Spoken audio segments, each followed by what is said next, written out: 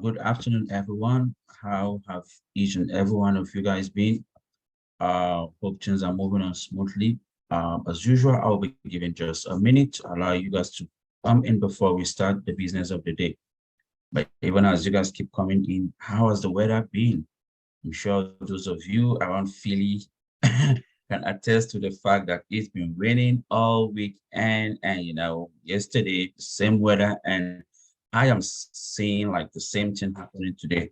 Hope everyone is getting warm and everyone is doing well. Those on break, how has your break been? Those working remotely at home, hope it's been fun. And those caught up in traffic, the traffic can be terrible sometimes, but hey, gotta do this because that's life. Like I said 1 minute ago, I will be giving you just a minute. Again, I've exhausted my 1 minute. Take it off from here, even as more people keep joining us. Good afternoon once again and welcome.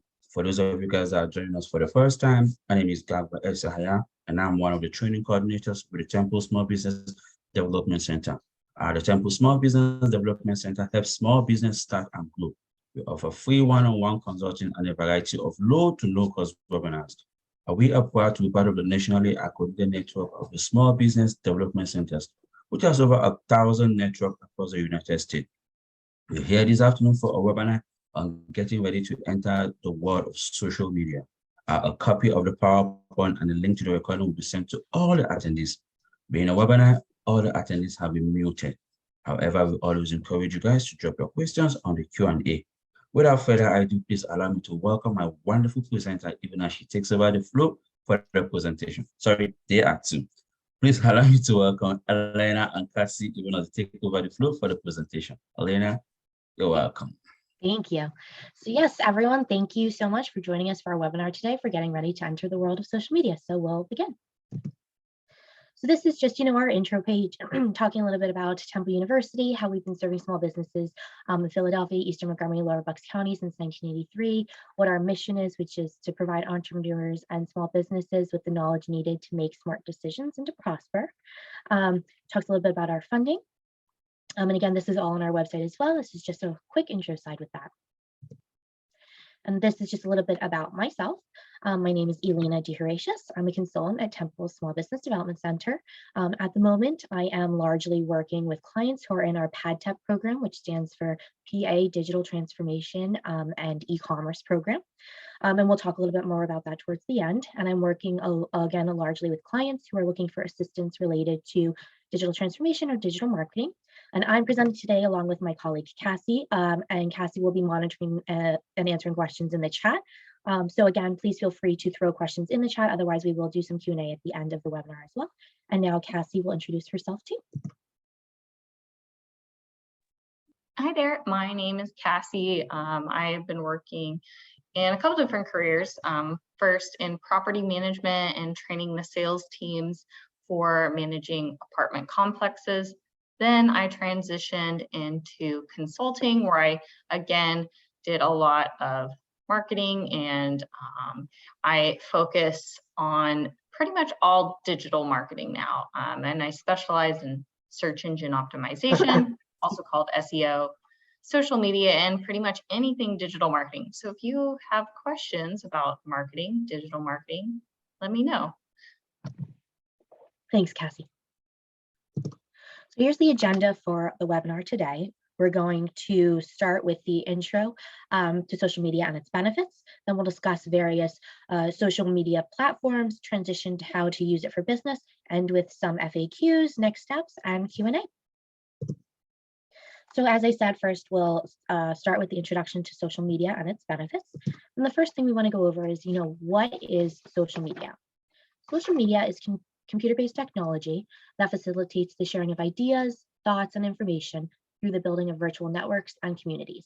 By design, social media is internet-based and gives users quick electronic communication of content. So content includes personal information, documents, videos, and photos. Users engage with social media via the computer, the the smartphone, via web-based software or web application, and they often utilize it for messaging. So understanding social media. Social media originated as a way to interact with friends and family, but was later adopted by businesses that wanted to take advantage of the popular new communication method to reach out to customers. So the power of social media is the ability to connect and share information with anyone around the world or with many people simultaneously. Globally, there are more than 3 billion social media users, and social media is an ever-changing and ever-evolving web-based platform, as I'm sure all of you have noticed, with new things popping up, new, different technologies, different ways to use it. And according to the Pew Research Center, social media users tend to be actually on the younger side. So nearly 90% of people between the ages of 18 and 29 use at least one form of social media. And further, these users tend to be better educated and relatively wealthy, or earning over $75,000 per year. There's quite a few benefits of social media, and these are just a few listed here. And these continue to increase as social media becomes more enmeshed in society. And one benefit is brand awareness. So billions of people across the world use social media every day, as mentioned before, and so it makes sense to put your business where the customers are. For example, roughly 60% of Instagram users said that they find new products using that platform. Another is brand personality. It's becoming more important than ever for businesses to have a distinct voice and to engage with customers on a human level. Social media provides an easy avenue for this, allowing you to develop an identity and a voice to showcase your brand values and to engage with followers. Next is thought leadership. Social media provides an opportunity for businesses to both learn from and stand out from their competitors, establishing themselves as industry leaders through engaging and relevant content. You can do this by sharing creative content on Instagram, writing thoughtful blog posts for LinkedIn, or just showing fresh perspective in something like a tweet. Another is increased website traffic.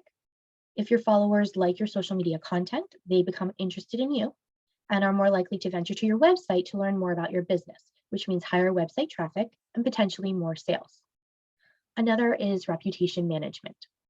So reputation is everything, and social media gives you the perfect opportunity to communicate with customers and to solve issues quickly. You can even create special hashtags for your followers to use if they have a question or complaint to ensure it is seen by the right individuals. You can also use social media to highlight positive reviews or comments. Next is analytics and insights. Excuse me. Most social media platforms have their own analytics tools, which allow you to monitor things like your follower count, engagement rates, and click-through rates. These numbers can help you figure out what kinds of content your followers respond to best, and also allow you to tweak your marketing strategy accordingly. Another is competitor analysis. So social media isn't just good for engaging with your customers, you can also use it to stay on top of what your competitors are doing. So if you follow your competitors and take note of what seems to work well for them, and then what doesn't, you can then work those insights into your own social media marketing strategy. Finally, there's targeted advertisements. So it's easy to create ads on social platforms, and the benefit is that you can target them to specifically suit your audience. Research has shown that users respond better when ads are tailored to them, and this often then increases engagement. So a key takeaway is that there are many benefits to using social media for business, including access to analytics, boosts in website traffic, and the chance to develop a brand personality. So now we're going to move on to the overview of social media platforms. So we're going to actually begin with Facebook. And Facebook is a highly popular social media network with a varied audience with over 2.7 billion active monthly users. So as such, every business should have a Facebook page. And when used correctly, a Facebook page can be invaluable to a small business. So you can use Facebook to share everything from photos to important company updates. With a business account, you have access to powerful advertising tools and, again, in-depth analytics. Business pages also have a lot of customization options, and you can use Facebook to highlight information such as your contact information, hours of operation, and the products and services that you offer. So this slide talks about how roughly 3/4 of Facebook users visit the site on a daily basis. And for those who do use Facebook, 74% visit, again, the site at least once a day. In terms of daily usage, the number is higher than Instagram's and Snapchat's own daily users. So this page, excuse me, highlights graphics related to Facebook. So after over 15 years of operation, Facebook is still one of the most used social media platforms in the US, and Facebook ranks second in platform usage after YouTube. So according to Pew Research, 69% of the US adults use Facebook. Except for those ages 65 and older, the majority of Americans in different age groups do use Facebook. However, it is important to note that usage among teens has dropped in favor of some platforms like YouTube, Instagram, and Snapchat. The network also leans more towards women, with 75% of women and 63% of men using the platform. Again, on this slide, you can see the breakdown of different demographics by age. Additionally, Facebook's user base and reach is global, making it very easy for many brands, even those with an international social presence, to find their target audience on the network. So at 269 million users, India has the largest user base of any country, and after that is 183 million users in the US and 123 million users in Indonesia. And this slide again also shows the US regional breakdown of Facebook education demographics and Facebook income demographics. So, excuse me, if you were to look at the demographics by age, includes 51% of 13 to 17-year-olds use Facebook, 76% of 18 to 24-year-olds use it, 84% of 25 to 30-year-olds, 79% of 30 to 49-year-olds use it, 68% of 50 to 64-year-olds use it, and then 46% of people ages 65 years and older use Facebook.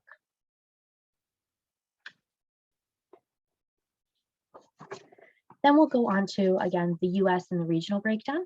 And 73% of those living in an urban area use Facebook, 69% of those living in a suburban area use Facebook, 66% of those living in a rural area use Facebook.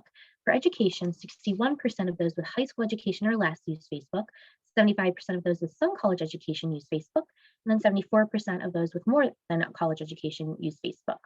And for income demographics, 69% of those making less than 30,000 use Facebook, 72% of those making 30,000 to 74,000 use it, and 74% of those making more than 75,000 use Facebook. Now we're going to talk about Instagram, which is also incredibly popular with around 1 billion active users. So from Instagram Live to Instagram Stories, there's no shortage of tools that businesses can use to promote their services and products on the site. And it's a visual platform based largely on video and photo posts. So it's best for businesses that have strong visual content to share.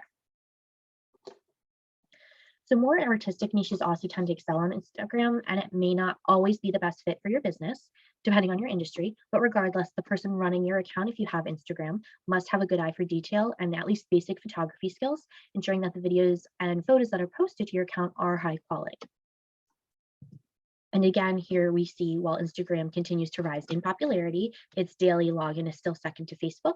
63% of Instagram users log in at least daily, while 74% again of Facebook users log in daily. And these two patterns have been relatively unchanging since 2018. And here's our slide for the graphics related to Instagram. Again, according to Statista, 35% of US teens rate Instagram as their favorite social network, second only to Snapchat. And in terms of gender, 43% of women use Instagram, while 31% of men use it. This slide again also shows the breakdown of demographics related to the US regional breakdown, the education, and the income levels. Instagram is one of the most popular social networks on a global level as well. And the US has the most users at 116 million, followed by India at 73 million, and Brazil at 72 million. Again, this international presence makes the network appealing to both brands and influencers alike. And I will also break this down with the other numbers that I was just reading. So 75% of 18 through 24-year-olds use it, 57% of 25 through 30-year-olds, 47% of 30 through 49-year-olds, 23% of 50 through 64-year-olds use it, and 8% of people ages 65 years and older use Instagram. And again, in the US, the regional breakdown includes 33% of those living in an urban area using Instagram, 37% of those living in a suburban area using Instagram, and 43% of those living in rural areas use Instagram. For the education demographics, it's 33% of those with high school education or less using it, 37% of those with some college education using Instagram, and 43% of those with more than college education using it. For the income demographics, it is 35% of those making less than 30,000, 39% of those making 30,000 to 74,000 per year use Instagram, and 42% of those making more than 75,000 per year use Instagram. Now we'll move on to Twitter. So regarding Twitter, there is a total of 330 million global monthly users, 262 million of those that are outside the US. It's often used for breaking news from around the world. And while Twitter is great for short updates, engaging with followers, and sharing links to blog posts, it isn't for every business, just as all the other, a majority of the other platforms might not be for every single business or industry. And on Twitter, you can share short tweets, videos, images, links, polls, and more. It's also easy to interact with your audience on this platform by mentioning users in your posts, along with liking and retweeting tweets. And if you're a highly visual business or you don't have a strong brand voice, you may want to skip this social media network. However, many companies do excel on Twitter, such as Wendy's, because they have a unique on-brand voice on the platform that they use to their advantage. If you've never actually gone on to Wendy's Twitter and read some of their tweets and posts and seen how they engage with others, I really highly recommend you do. It's very entertaining and they do a very good job at that, especially with the engagement. And other companies also use this platform to handle customer service, because customers who are also active on the platform will seek out companies to express concerns or to share praise. Excuse me. If you have interesting content and can voice that content in an engaging way, Twitter is a great tool for quickly spreading the word. Hashtags can also help boost posts. And if a user with a lot of followers retweets you, your content could go viral. Again, but with Twitter, it's important to find a balance. And you don't just want to share your links or media. You want to make sure you are also sharing a lot of interesting, relevant content from other Twitter users. And again, we're moving on to our graphics slide related to Twitter. The usage of Twitter among US adults is lower compared to other networks, according to the Pew's report. In the US, 22% of adults use Twitter, and Twitter's format is ideal for timely content, meaning the platform continues to be popular again for news and customer service, as mentioned previously. We'll also talk about the demographic breakdowns. So for the gender breakdown for Twitter users among US adults, it shows that 24% of men use Twitter, while 21% of women use the platform. And again, within the platform on an international basis, the breakdown is 66% men and 34% women. For the, most Twitter users are outside the US, but the US does have a high number of Twitter users. So if your company is interested in investing more in Twitter to reach those audiences, you want to make sure that your Twitter marketing strategies are fully developed. Again, on this slide is the breakdown of demographics by age, the regional breakdown in the US, the education, demographics, and income. Excuse me. So the breakdown of demographics by age includes 44% of 18 through 24-year-olds using Twitter, 31% of 25 through 30-year-olds, 26% of 30 through 49-year-olds using it, 17% of 50 through 64-year-olds using Twitter, and 7% of people ages 65 and up using Twitter. In the US, the regional breakdown includes 26% of those living in an urban area using it, 22% of those living in a suburban area using it, and 13% of those living in a rural area using Twitter. For education demographics, 13% of those with high school education or less use Twitter, 24% of those with some college education use Twitter, and 32% of those with more than a college education use Twitter. For the income demographics, 20% of those making less than $30,000 use Twitter, 20% of those making $30,000 through $74,000 use Twitter, and 31% of those making more than $75,000 per year use Twitter.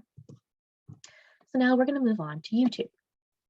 YouTube is a video sharing platform where people can view, upload, rate, share, and comment on content. The site is a huge hub for news and entertainment. Many businesses on YouTube have a creative visual or educational component. The platform is heavily creative in nature, so it's important for you to have a dedicated video editor producing content. However, your business doesn't need a channel to market on the platform. There's a subculture of YouTube influencers who publish frequent videos and often maintain large audiences. Often businesses also partner with YouTubers for product placement because these users already have engaged audiences. Excuse me. And again, here is our slide related to the demographics for YouTube. And YouTube has widespread use among all US adults, ranking it higher than Facebook. In the US, 73% of adults use the video streaming platform. And for those who do use the network, 38% of them reported logging in several times a day. And as video content continues to take over on social, establishing a YouTube presence should be a priority, just like any other social channel. So YouTube's usage by gender leans more towards men, with 78% of men using YouTube and 68% of women using YouTube. Again, we're also breaking it down by age, the US regional breakdown, education, and income. So the breakdown of demographics by age include 90% of 18 through 24-year-olds using YouTube, 93% of 25 through 30-year-olds use YouTube, 87% of 25 through 30-year-olds use it, 70% of 50 through 64-year-olds use it, and 38% of people ages 65 years and older use it. In the US, the regional breakdown includes 77% of those living in an urban area, 74% of those living in a suburban area, and 64% of those living in a rural area using YouTube. For education demographics, 64% of those with high school education or less use YouTube, 79% of those with some college education use YouTube, and 80% of those with more than a college education use YouTube. For the income demographics, it's 68% of those making less than $30,000 per year using it, 75% of those making $30,000 through $74,000 per year use YouTube, and 83% of those making more than $75,000 per year using YouTube. Next, we're going to discuss LinkedIn. So LinkedIn has 216 million monthly users, and it's the best platform for professional networking. Excuse me. It's a great place to find top talent, position yourself as an industry leader, and to promote your business. So LinkedIn is designed to be more professional than other social media platforms, and it's geared again towards businesses and professionals. Users create profiles that are similar to resumes, and companies can create pages that showcase their business. Because LinkedIn is a professional platform, it's also the best place to post job openings and information about your company culture. You can join industry-specific LinkedIn groups to ask and to answer questions, which can help you establish brand recognition and bring users to your company page and website. Like on Twitter, it's best to have a mix of original and shared content on your page. So committing to creating polished professional content related to your business is a must. And again, now we move on to the graphics related to LinkedIn. So LinkedIn demographics favor, again, those with professional careers. Perhaps, that's reflecting the busy schedules of this more niche audience, but daily usage is less frequent than Facebook and Instagram. Only 9% of US users visit LinkedIn more than once per day, and 12% visit daily, and 23% visit several times per week. So the percentage of men and women using LinkedIn is relatively similar, and as a primarily professional networking social media platform, it makes sense that the platform then reflects the current workforce. So in the US, 29% of adult men and 24% of adult women use LinkedIn. Sorry, excuse me. By a wide margin, the US has the highest number of users on the platform, with 160 million users in the US. The next closest is India at 61 million. Again, we're going to break it down by age, the US regional breakdown, education demographics, and LinkedIn income demographics. So the breakdown for demographics by age includes 17% of 18 through 24-year-olds using it, 44% of 25 through 30-year-olds using LinkedIn, 37% of 30-year-olds through 49-year-olds using LinkedIn, 24% of 50 through 64-year-olds using it, and 11% of people ages 65 and up using LinkedIn. In the US, the regional breakdown includes 33% of those living in the urban areas using LinkedIn, 30% of those living in a suburban area using LinkedIn, 10% of those living in a rural area using LinkedIn. For education, 9% of those with a high school education or less use it. 26% of those with some college education use LinkedIn, and 51% of those with more than college education use LinkedIn.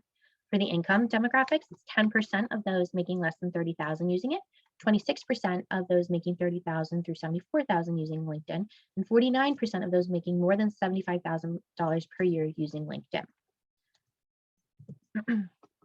Next, we'll move on to Pinterest. So this visually oriented platform allows users to save and to display content by pinning digital bulletin boards, which can be organized by category. For example, a personal user might have a food board dedicated to pinning recipes, or another board dedicated to photography, and so on. The platform also has a series of special types of pins called rich pins, which brands can use to add specific information to their pins, like product details and location maps. Every pin on Pinterest includes an image or a video, and it makes it, largely a purely visual platform. And as such, Pinterest may not be, the place for you when you're looking to share information like business hours, right? Pinterest is great for niche businesses, but it may not be for every company. Popular categories on the site are DIY, do-it-yourself projects, fashion, exercise, beauty, photography, and food. And that's not to say, again, that businesses outside of these categories can't succeed on the platform, but it does make Pinterest an especially good marketing tool for businesses in those areas. And again, now we will move on to the our graphics with our demographics and information. So with more than 300 million people worldwide using Pinterest every month, Pinterest marketing, again, might be the next major strategy you want to invest in. With a visual first focus, this platform is ideal for highlighting products and inspirational or aspirational content. Again, for usership, it's currently skews more heavily, towards women. So in the US, 15% of men use Pinterest, while 42% of women do. Pinterest also has a wide international user base, and according to Statista, the network boasts 322 million international users and 87 million monthly active ones in the US. Again, also on this slide, we're breaking it down by age, the US regional breakdown, education demographics, and income. So for age, it's 38% of 18 through 24-year-olds using Pinterest, 28% of 25 through 30-year-olds using Pinterest, 35% of 30 through 49-year-olds use Pinterest, 27% of 50 through 64-year-olds use it, 15% of people ages 65 years and older using Pinterest. For the regional breakdown in the US, 30% of those living in an urban area are using Pinterest, 30% of those living in a suburban area are using Pinterest, and 26% of those living in a rural area are using Pinterest. For education, 19% of those with a high school education or less use it, 32% of those with some college education use Pinterest, and 38% of those with more than a college education use Pinterest. Finally, for the income demographics, it is 18% of those making less than $30,000 per year using Pinterest, 27% of those making $30,000 through $74,000 per year using Pinterest, and 41% of those making more than $75,000 per year using Pinterest. Next, we will discuss Snapchat. So Snapchat's another visual social media network that's known for its disappearing content. Users can send videos and photos to each other or post content to their public stories, and it can disappear after 24 hours. The app has expanded to include chat and messaging, image storage, events, media content. Again, now content posted on Snapchat can be easily saved and uploaded elsewhere. Again, because posts are often temporary, there is less pressure to create super polished content. You can also see how many and which specific users viewed your story. A small business will most likely utilize the platform stories feature. But again, keep in mind that only users who have added you to can view your stories content. However, once you have an audience, stories allows you to easily create story-driven and interactive content. And again, here is our graphic related to our numbers and demographic information. So compared to other social networks that we've talked about and examined, again, Snapchat appeals more towards younger users. Towards the end of 2019, the network reported 210 million daily active users on its site. And according to Statista, Snapchat was found to be the most important social network for 41% of teens. Excuse me.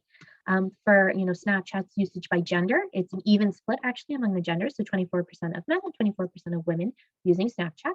And like other networks, Snapchat sees global use, but it has the most users in the US at 97.55 million. Coming second is France at 20.4 million, and then third is 18.8 million users in India. Again, we're breaking it down by age, the US regional breakdown, education, and income. So the breakdown of demographics by age includes 73% of 18 through 24-year-olds using it, 47% of 25 through 30-year-olds using it, 25% of 30 through 49 years old, using Snapchat, 9% of 50-year-olds through 64-year-olds, and then 3% of those ages 65 and older using it. For the US regional breakdown, it is 29% living in an urban area using it, 20% of those living in a suburban area using it, and 20% of those living in a rural area using it. For education, it's 22% of those with high school education or less using Snapchat, 29% of those with some college education using Snapchat, and 20% of those with more than a college education using it. For income demographics, it is 27% of those making less than $30,000, 26% of those making $30,000 through $75,000 per year using Snapchat, and 22% of those making more than $75,000 per year using Snapchat. Now let's discuss TikTok. So TikTok the platform where users create and share short videos, it can be a successful option for businesses, but only if used properly. Because TikTok is mostly popular with the infamously discerning Generation Z, it can be difficult to strike the right tone to be successful as a business. And if you want to create a TikTok account, you want to make sure that you have a keen understanding of your brand and how that translates to TikTok specifically. Again, look at how other businesses are tackling it before you try it yourself. So now we're going to talk about how to use social media for business. First, you want to start with a plan. Social tools are easy to use, and you can get started with organic posts for free. That might make it, tempting to dive in and just start posting. But like every good business strategy, using social media for small business success needs to start with a good plan. So without a plan, you have no clear goal, for what you're trying to achieve. And that means there's no way to measure your results. So taking the time to create a social media plan is necessary right up front. This ensures that all of your social efforts support specific business goals. So here are some strategic social media tips. First is setting up a social media goals and objectives. You want to create goals that follow the SMART framework. They should include and be specific, measurable, attainable, relevant, and timely. Base your goals on metrics that will have a real impact on your business. For example, aiming to acquire customers or raising your conversion rate rather than simply racking up likes. Researching the competition. How are your competitors using social media? While you don't want to copy them, learning from what others have done is a great way to reduce your own learning curve. And a competitive analysis can help you learn what's working and what's not for other businesses like yours. Conducting a social media audit. So if you're already using social media, now's the time to take a step back and evaluate your existing efforts, right? As part of your audit, look at imposter accounts that may be stealing some of your online thunder. Finding inspiration. Excuse me. You've looked at what your competitors are doing online, but what about other businesses? You can take inspiration from the success of businesses in all industries. So where can you find these success stories? You can head to the business section of most social networks and you'll find useful case studies. It's also a great idea to ask existing followers what they want to see more of, and then give them exactly what they ask for. Finally, we want to talk about creating a social media calendar. So a social media calendar helps you post the right content to the right social channels at the right time. It should include a plan for your content mix. Try starting with the 80-20 rule. And so that means using 80% of your content to inform, educate, or entertain your audience, and use the other 20% to promote your brand or to sell your products.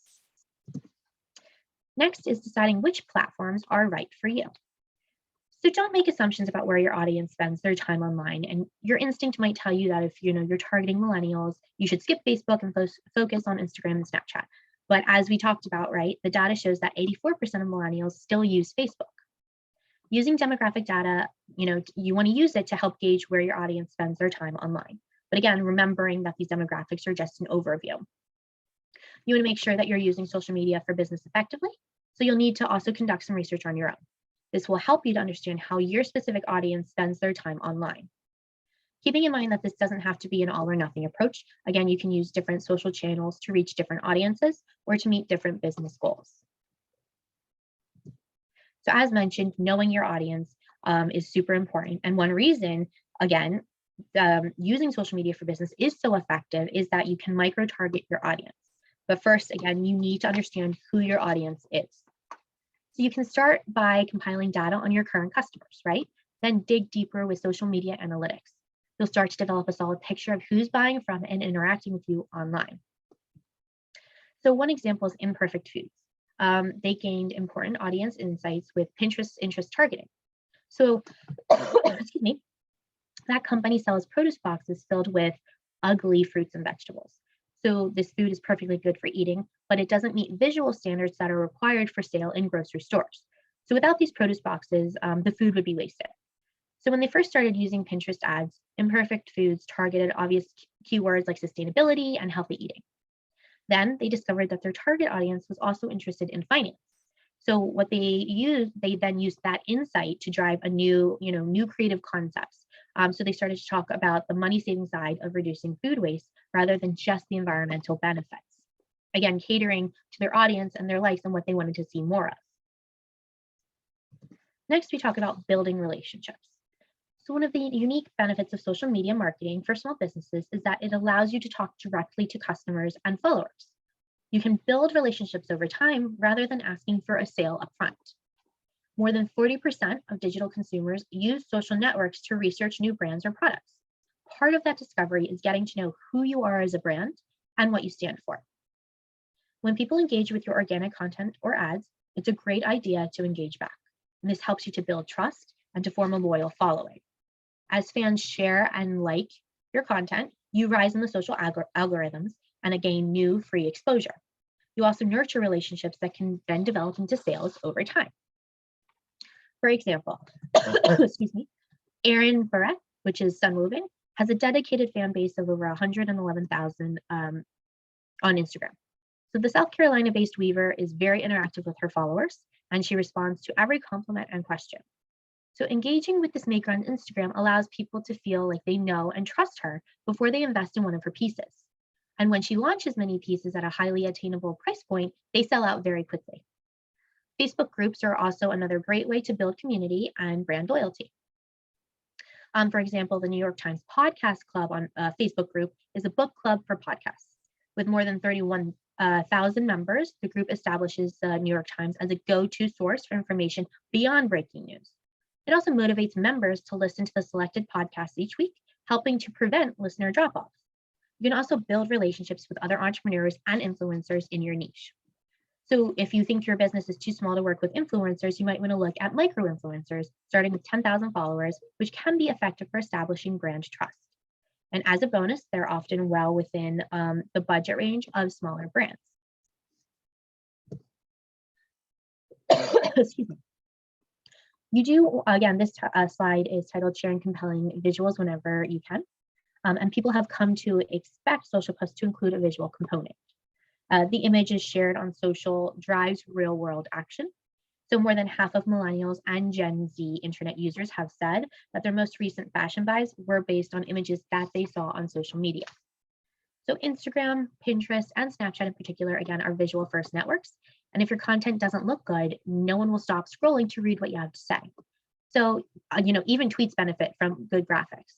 Twitter itself says the single simplest thing you can do to get more attention to your tweets is to add an image. So for service businesses in particular, great imagery can be a bit of a challenge. But again, every business can tell a story through photos and videos. Maybe you can showcase your company culture with images from inside your office. Dutch Bank uses Snapchat to showcase the experiences of 2 of its interns. This gave potential employees an inside look at what it might look like to work for the company. Or maybe you can use photos of your customers to highlight how they use your service. Again, another option is to use stock photos. There are plenty of free, high-quality photos online that you can use in your social posts. Again, there are also free stock photo sites you can use to find images. You do need to make sure, though, that you stick to using the appropriately licensed stock photography. Using random images that you found online is not okay, and it can get you into some serious trouble. You also want to focus on quality over quantity. The sheer number of social media marketing options for small businesses, it might seem overwhelming, but you don't need to do it all. As mentioned, it's more important to create quality content on a couple of key channels than it is to have a presence on every single network. Above all, be sure that your social posts offer value. So if all you do is pitch and sell, right, there's very little motivation for people to follow you. Remember, social marketing is all about building relationships. You want to be human, you want to be honest, and you want to post great content. So this is important and you can't fake it. According to a survey from Stackla, 86% of consumers say authenticity influences which brands they like and which they support. Again, you can't do it all and there's no reason to try. Reaching out to your audience in the places where they're already spending time online should be one of your main goals. Focus on using 1 or 2 social channels really well, at least to start. And again, once you've gotten those mastered, then you can build from there, from what you've learned, and expand your efforts. Using the right tools. So again, the secret to using social media effectively is to take advantage of tools that automate or simplify much of the work. There are many tools to help boost your productivity, and that means you can start using social media for business without having a full-scale social media team. So here are some examples. Engagement management. Social media is not a broadcasting system, right? It's a way to engage with customers and fans. So social media management tools like Hootsuite can help you centralize all mentions and messages directed at your company in one dashboard. then you can respond and engage without having to log into each of your individual social media accounts. Analytics, we've mentioned analytics, but again, getting all of that information in one place can help you get a better picture of your social efforts overall. Brand Watch allows you to create in-depth reports, and Hootsuite Insights provides a great overview of how well you're capturing the conversation in your space. Excuse me. Graphics, if you're having trouble creating eye-catching images for your posts, turn to tools that can help get the job done. The SEO, Picture Chart, and Canva are some tools that do this. Content curation, it can be a struggle to come up with new content to share every day. And content curation is the art of sharing quality posts from others, again, with credit. And it can be a great way to provide value for your followers and to keep them engaged.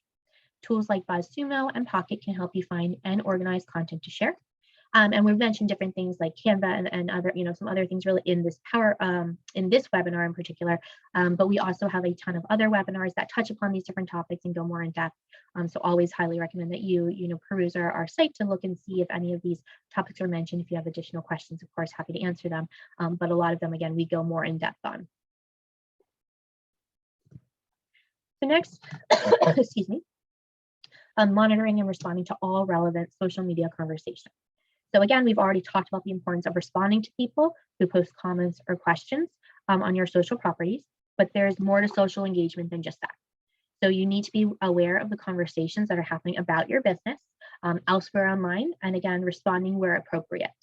This is known as social listening. Scheduling your content to free up time. So again, we talked about creating a social content calendar earlier in the presentation.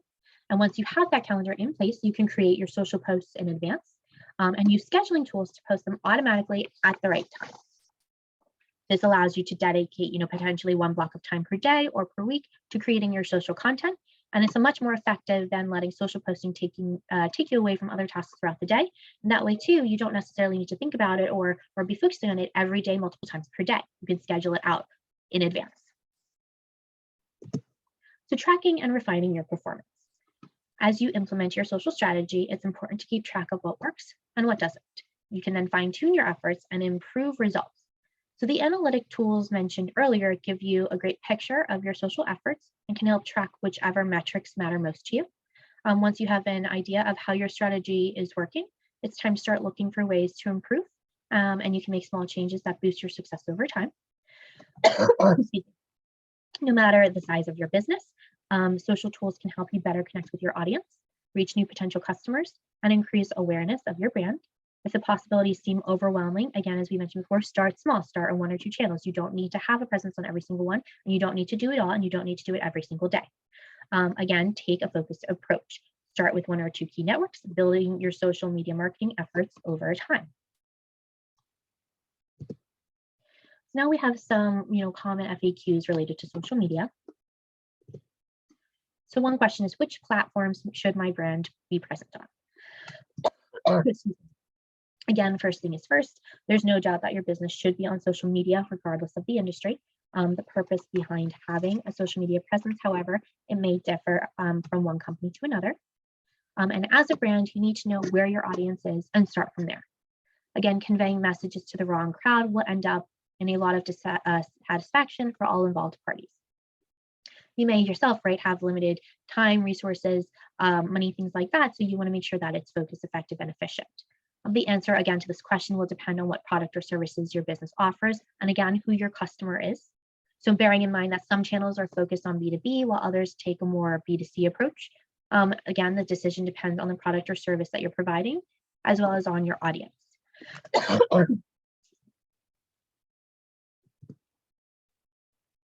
When should a business launch their social media?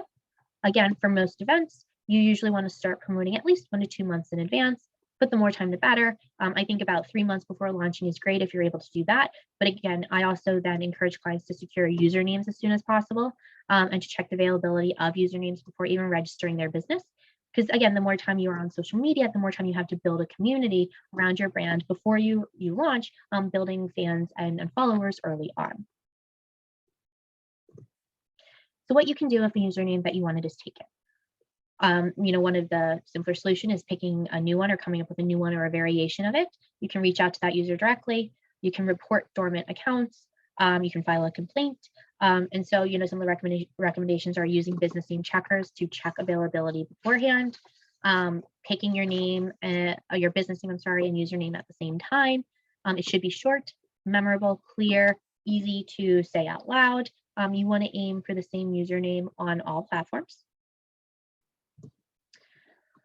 Excuse me. What you should post and what should you say. Again, the answer to that question depends on what your business makes, what your demographics is. Each social media platform is enticing in its own way, but using the wrong type of content on the wrong audience, and you'll end up being labeled as unprofessional. So some questions you can ask are, for branding, who are you? What do you look like? What do you say? What do you stand for? What makes you, what makes you the choice? Again, creating a persona for your business modeled after someone your customer will resonate with can help you with this.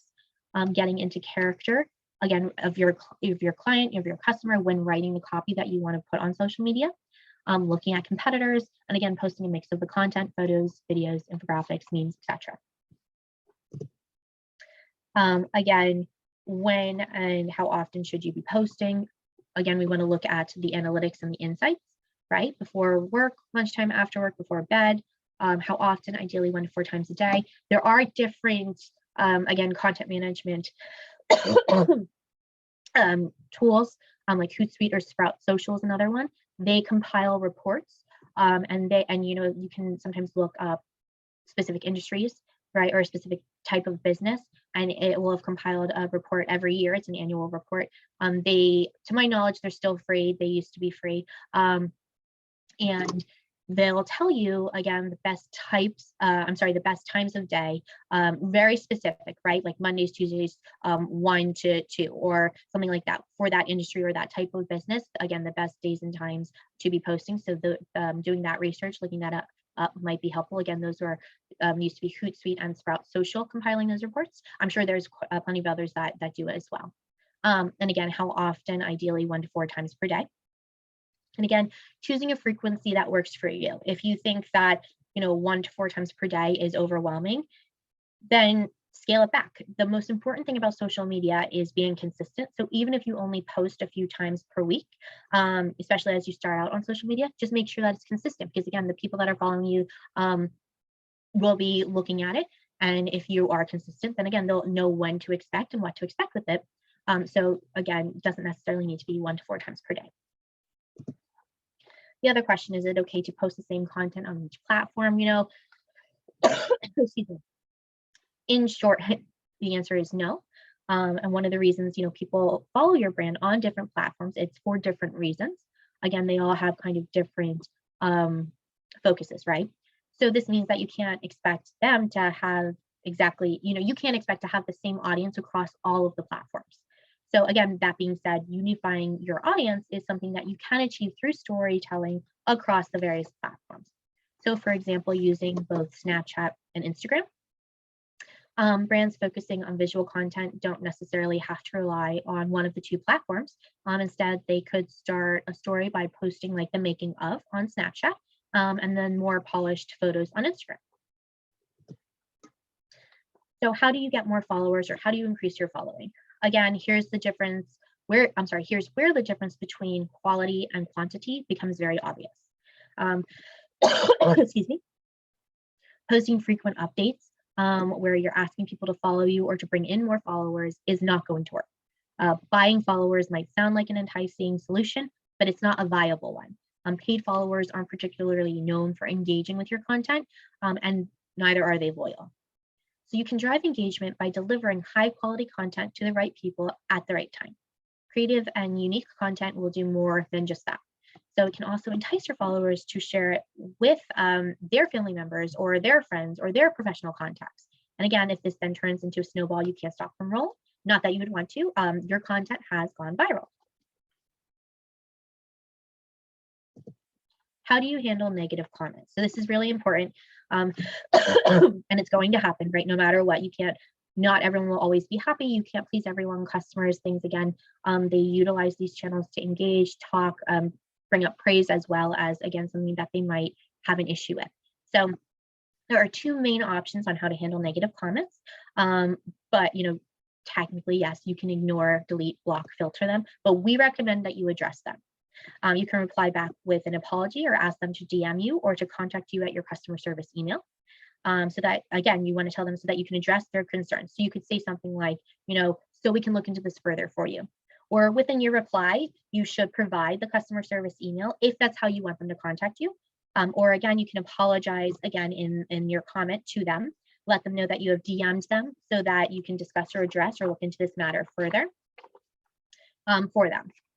Again, that shows not only the customer that you are engaging with them, you want to make it better, but it'll show everyone else on that, that public thread, all on those comments and things like that, that you are willing to make it better, right? You're reaching out to them, you're engaging, you want to fix whatever the issue is. But at the same time, you do want to try and take it off the comments of the post. So you want to have that initial reply, and then again, ask them to contact you via customer service email, or again, say you've DM'd them in private chat. You want to answer to regain trust and again, to engage with customers, and you want to reply back in a timely fashion, which is why we talk about you reviewing and keeping up to date on it, right? If someone has an issue that they want addressed, you don't want it to be a week or two later. A lot of times that will lead to multiple comments on the thread of the same person, right? And I'm sure you know from personal experience, the longer it takes for a reply or a response, the more irate someone can become, and then it can snowball a little bit. And also, again, with social media, a lot of individuals or customers might not just reach out again to the customer service email. They might not know that something like that exists. Their first thought is to immediately jump to social media, right? So that's where you can also then let them know, here's my customer service email. And again, everyone else who is on that thread, who sees that post, who sees your reply, will then have that knowledge as well. And again, you can then use also the negative comments as feedback for your business, product, or service, right? You don't always, sometimes you might take offense to what was said, but think about what was said, and maybe you can incorporate it in some way, again, to improve a process or a product, right? Use it for your business in a positive way. So now we can talk about next steps. So, the Temple Small Business Development Center has quite a few different options for us to be able to work with you and help you with different things, not just social media, although that's what this webinar was geared, and focused around. We also do, general consulting. We can help you with business plans, creating them, writing them, refining them. We can help with things like graphic design. We have consultants who specialize in different areas, tech commercialization, international, if you're looking to do international business, right? We can help with legal formations. We have a legal clinic that is fall and spring semester based. Again, we can potentially assist with doing some research, market research, maybe competitor research. Again, the e-commerce component. This is, again, all falls under the umbrella of our individual consulting. We can, potentially help with financial statements. We do not provide funding.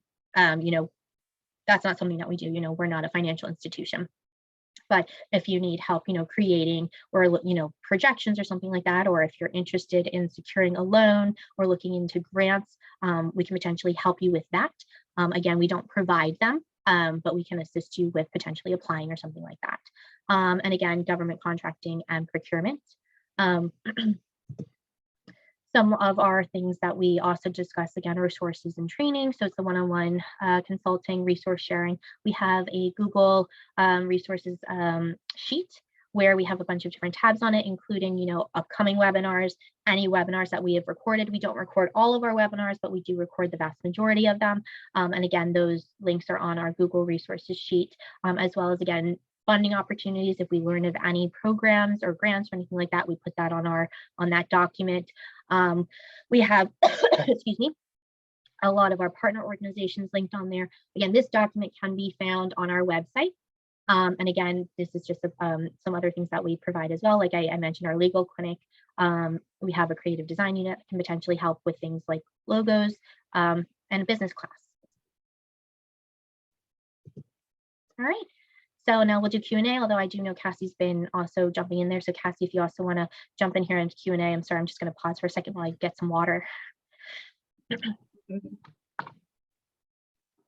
Please, quick one before Cassie takes over. I just want to draw the attention of our wonderful attendees that I did posted a 30-second survey about today's webinar. I think I will still go ahead and post it for the second time for those of you that didn't see it the first time I posted it.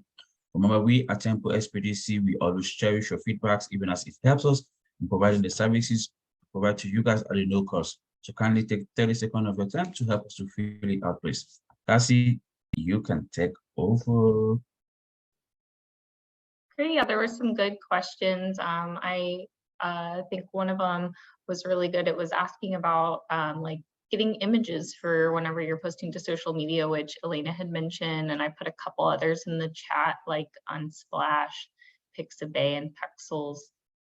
So those are a couple other good places to get free images.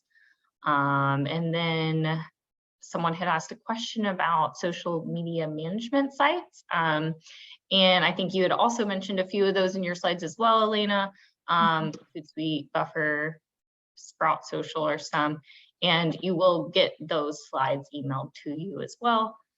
So you should have that in it. And then there's also different tiers. I'm sorry, Kathy, if you yeah. already mentioned that, but they'll have different tiers. I don't remember which ones. I know some of them have recently changed.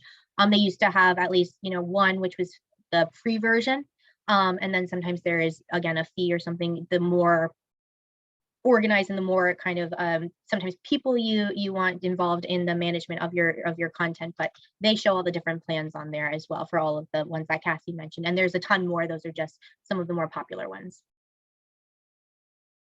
Yes. And then Aranda was sweet and she suggested some cough drops that helped her because we heard you were coughing. So thanks, Rhonda. Yes, thank you for that. I'm sorry about that. Little under the weather, but sorry about that. And then Lisa had a question just recently. How does one protect their images from being used? Any recommendations on how to protect your images from being used? So off the top of my, there are some different things you'd have to look into it. Sometimes you can use different things like watermarks. There's a bit of a way to do it, and I'm sorry, off the top of my head, I don't really know it, like to be able to describe it here. There are some articles I've looked up before for some clients where if you Google something like that, how to protect your images, if you can, there are definitely ways to do that. Things sometimes you can embed in them, make it difficult to download or something like that. Or again, putting something in it so that it's quite obvious that it would show as yours when someone else again tries to save it. But I'm sorry, off the top of my head, I don't know the site or how to do that, but it 100% can be done, and those are some of the ways that people do that. Yeah, watermarks are great.